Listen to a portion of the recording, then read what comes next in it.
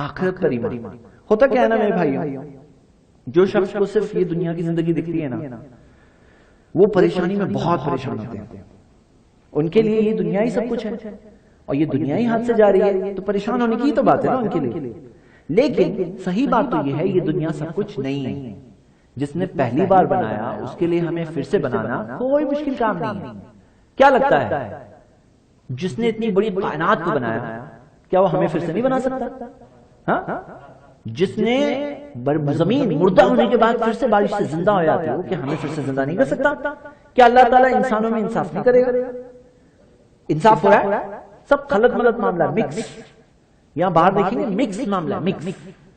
نعمتیں اچھے لوگوں پہ بھی آتی ہے، برے لوگوں پہ بھی آتی ہے. پریشانیاں اچھے لوگوں پہ بھی آتی ہیں، برے لوگوں پہ بھی آتی ہے. خلط ملط ہے، مکس. ایسے ہی رہے گا. کیا لگتا ہے ایسے ہی رہے گا؟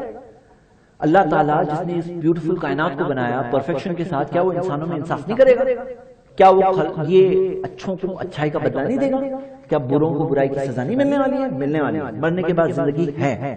تو میں آپ کے سامنے حدیث رکھوں گا، یہ امام ترمذی نے جمع کی ہے، صحیح الجامع میں تحقیق ہے. حدیث ساری حدیثیں ہیں، ساری سب صحیح ہے، حسن حدیث ہیں. پیارے نبی محمد صلی اللہ علیہ وسلم نے فرمایا، اور کتنی پیاری حدیث ہے، یہ ہماری سوچ ہونی چاہیے. من کانت الآخرۃ ہمہ، جس کو آخرت کی فکر لگی ہوتی ہے، اس کی نظر ہے آخرت پر، اس کو آخرت کی فکر ہے. کیا ہوگا قبر میں؟ سب چھوڑ کے آئیں گے مجھے، اکیلے رہوں گا وہاں پہ. کیا ہوگا میرا حال؟ کیا ہوگا حال میرا قیامت کے دن؟ 50,000 سال کے برابر دن. کیا حال ہوگا میرا پل صراط پر؟ کیا حال ہوگا میرا حوض کوثر پر؟ کیا حال ہوگا میں جہنم میں تو نہیں پہنچ جاؤں گا. من کانت الآخرۃ ہمہ، جس کو آخرت کی فکر لگی ہوئی ہے، جعل اللہ غناہ فی قلبی، اللہ اس کے دل میں مالداری پیدا کرے گا. اللہ اس کے دل میں مالداری پیدا کرے گا. وہ جمالہ شملہ، اللہ اس کے معاملات کو جمع کر دے گا، معاملات کو آرگنائز کر دے گا. واتت الدنیا، اور دنیا اس کے پاس آئے گی، وہی راغمہ، ذلیل ہو کر آئے گی. رغم یرغم مطلب ناک رگڑتے ہوئے دنیا آئے گی اس کے پاس. کس کے پاس؟ جس کو آخرت کی فکر لگی. اس کے ساتھ 3 چیزیں ہوں گی. کیا 3 چیزیں ہوں گی؟ نمبر 1، دل میں جعل اللہ غناہ فی قلبی، دل میں اللہ تعالیٰ مالداری بھر دے گا. نمبر 2، معاملات کو اللہ آرگنائز کر دے گا. سب چیزیں خود بخود کتنی چیزیں آرگنائز ہو جائے گی. ہاں، اور دنیا اس کے پاس آئے گی ذلیل ہو کر. ومن کانت الدنیا ہمہ، لیکن جس کو دنیا کی فکر لگی ہوئی، صرف دنیا دنیا دنیا دنیا دنیا، دعا بھی کرتے ہیں تو صرف دنیا. ہاں، ربنا آتینا فی الدنیا حسنہ، بس ادھر تک ہے دعا.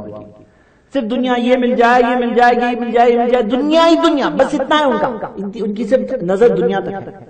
تو اللہ کے رسول صلی اللہ علیہ وسلم نے فرمایا، من کانت الدنیا ہمہ جعل اللہ فقرہ بین عینیہ، اللہ اس کی آنکھوں کے سامنے غریبی کو لے آئے گا.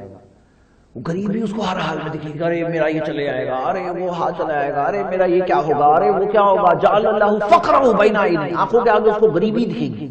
وفرق علیہ شملہ، اللہ اس کے معاملات کو بکھیر دے گا.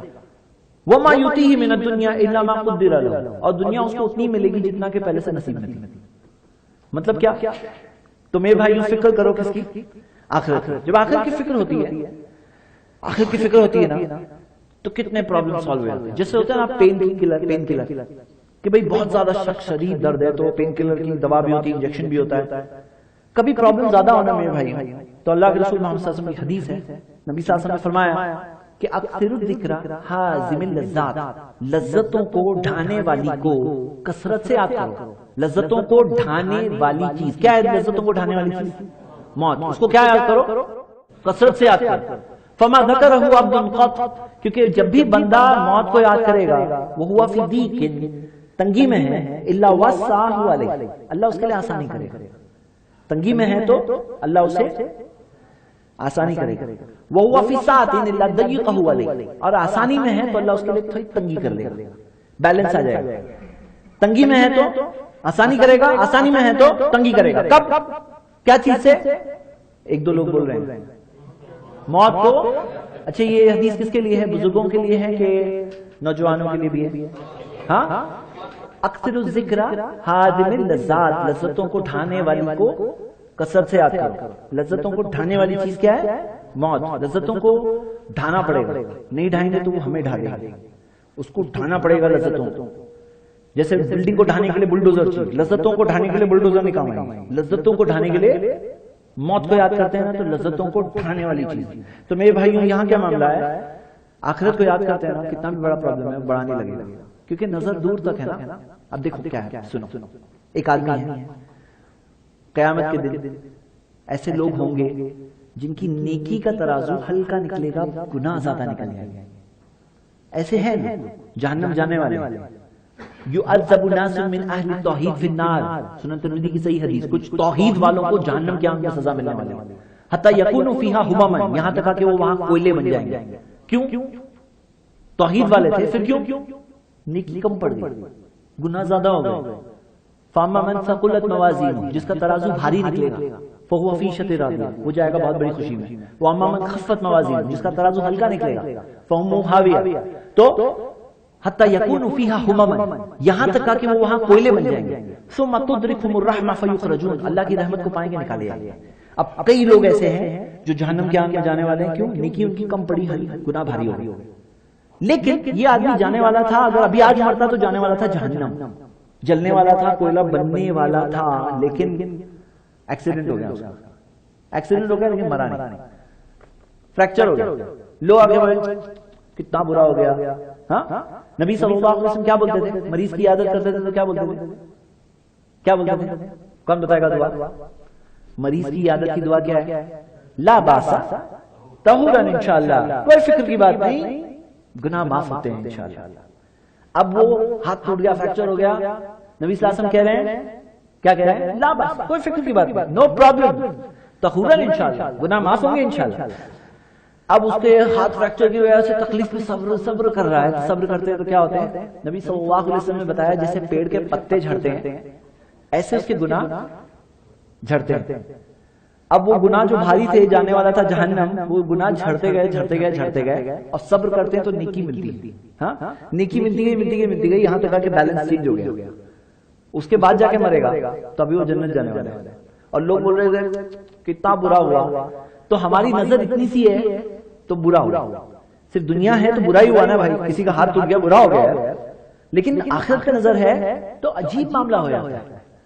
اس کا معاملہ عجیب ہے, کچھ ٹینشن ہی نہیں ہے بھائی, ہینڈی کیپ ہو کے کوئی زندگی گزارنا, کوئی بات نہیں, اجر ملے گا. نبی صلی اللہ علیہ وسلم نے کہا اللہ تعالیٰ کسی شخص کو آزماتا ہے اس کی دو پیاری چیزیں لے کر, دو آنکھیں, اور وہ اس پہ صبر کرے تو اس کے لیے کوئی بدلہ نہیں سوائے جنت کے. لوگ بولیں گے برا ہو گیا, لوگوں کی نظر بہت چھوٹی ہوتی ہے, شارٹ سائٹڈ بولتے ہیں, بہت ہی قریب کا دیکھتے ہیں, دور کا نہیں دیکھتے ہیں. تو دور کا دیکھیں گے تو کوئی پرابلم ہی نہیں لگے گا. میرے بھائی دیکھیے, یہ بات ہے نا آپ کے سامنے رکھ رہا ہوں, لیکن اصل میں اگر اللہ کے دل میں وہ ایمان کی دولت دے گا تو ہی اس چیز کی مٹھاس محسوس کر سکتے ہیں. یہ بات آپ کے کان تک پہنچ رہی ہے لیکن دل تک پہنچے گی نا تو آپ کو اصل میں وہ چیز ملے گی, مٹھاس جو ایک مومن کو ملتی ہے. پہلی کیا چیزیں ہیں؟ پہلی کیا پوائنٹ تھا؟ ایمان. دوسرا پوائنٹ کیا تھا؟ توکل. تیسرا پوائنٹ تقدیر پر ایمان. ہاں, نمبر 4 آخرت پر ایمان. ہاں, آخرت پر ایمان. 4 چیزیں ہو گئی. 5واں پوائنٹ. اب یہ 5واں پوائنٹ سے ہم بات کریں گے عمل کے بارے میں. یہاں تک جو چاروں تھے وہ اکثر ایمان سے تعلق تھا. ابھی یہاں سے ہم عمل کی باتیں کر رہے ہیں. اگر آپ چاہتے ہیں کہ آپ کو اسلام سرچ کے نیو ویڈیوز کے بارے میں اطلاع ملے تو آپ اسلام سرچ کے چینل کو سبسکرائب کریں. موبائل یوزرز سبسکرائب کریں اور بیل بٹن دبائیں.